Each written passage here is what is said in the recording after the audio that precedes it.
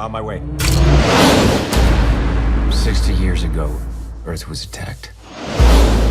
We won the war, but they destroyed half the planet. Everyone's been evacuated. Nothing human remains. Our job is security and drone maintenance. We're the mop-up crew. 2 more weeks, Jack, and we can leave and join the others. Doesn't seem right. We won the war. Now we have to leave. Hey, it's Dave Weiner with ET Online. I'm in the bubble ship from Oblivion to talk to the director of the film and the craftspeople that make this visually stunning film come to life. What were some of your cinematic influences and otherwise in getting Oblivion to look and feel the way it does? I'm a big fan of Antonioni, who is also an architect turned filmmaker. I think the way that he shot space and his actors in spaces is unique. Obviously Stanley Kubrick, a huge influence. Not only 2001, but all of his works, I think. Space is almost like another character in the film.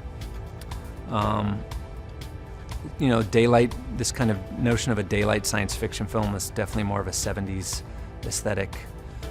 Planet of the Apes, La Jetée, both kind of big influences. Twilight Zone, the TV show, for me, was something I watched kind of religiously as a kid, and so all those kind of stories, I think, are influences in various ways.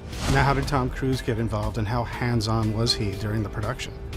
He was very involved because I actually wrote the script while he was attached, so I was able to kind of craft the character. Having the actor, knowing the actor that's going to play the part while you're writing the script was a really interesting kind of place to be.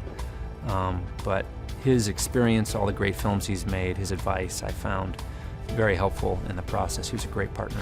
I'm with Daniel Simon, the Oblivion concept designer of the bubble ship and many more things. What is the initial inspiration for making this bubble ship? Well, this is Joe Kosinski's brainchild, and he came to us with a Bell Helicopter 47 and a Dragonfly. Blend those and we're winning. Now, this is a practical model. How many of these were made?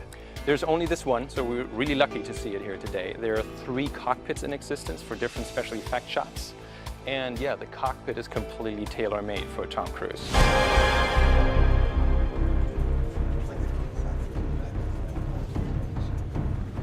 Want to close the doors?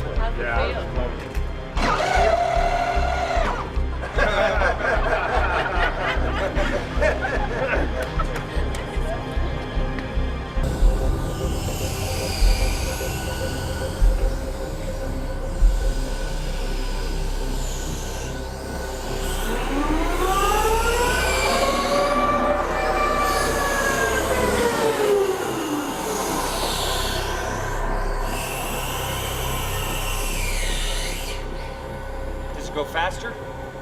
Well, imagine you're an actor and you're 8 hours in a seat. You want to be, comfortable. You can't have your performance influenced by paints.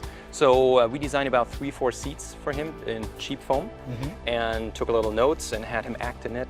All the controls are molded to his hands, and he's a pilot. I mean, he told us what to do rather than we telling him how to act. So that was a great inspiration. Now, we're here at Universal Studios looking at this incredible design. But it had to be moved. How did you move this thing? Everything is thought of. All the lines you see there, many lines make sense. It fits in a very specific container that goes into one plane that can fly this thing to Iceland. There's so much thought about it. There are hidden hooks. You can put it up, throw it in the air. Gives us all a heart attack, but it helps the movie to look realistic.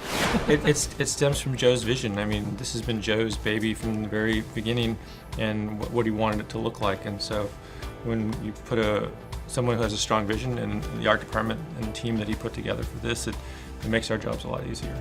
So your job involves cloning, spaceships, apocalyptic visions, and you have a very, very cool sky tower. Now, how did you make the sky tower look so convincing? Well, the sky tower set was surrounded by this projection screen, and we projected Hawaiian clouds in the background that we made beforehand, and that illuminated the set itself. So that was pretty amazing. From the beginning, Joe wanted to get as much of that in camera, and he had this idea with the front projection, and Claudia Miranda and we embraced it. very early on so that we could get that look and get all that natural light coming back into the set, which helped that a lot. And I'm sure it helps the actors, so when Tom Cruise is sitting there, it's easier for him to imagine that he's in this sky palace rather than looking at a green screen. Well, the bubble ship is similar to a helicopter, but it flies with brute force. There's just 2 engines to the side, and they steer the whole thing. The little winglets are just for stabilization. So it has some aspects of a helicopter, and the ideas of Joe to match that helped a lot to get the moves, how it moves. And these drones are very menacing, but you've got a ball, you know? I mean, in Phantasm, you've got a silver ball. You can make that look menacing. How do you do that with the drones? Well, with the absence of the spikes coming out of the front of it, yeah, we essentially, you know, it's all about those guns. It's all about the attitude. I think the sound designers did an amazing job with the sound design. I think it gives it some character, but ultimately it's a killing machine. And it needs to come across as this big, heavy killing machine on the screen. Well, I believe you guys are sitting in front of me, but it could be a special effect because everything in Oblivion is so convincing. Thank you very much.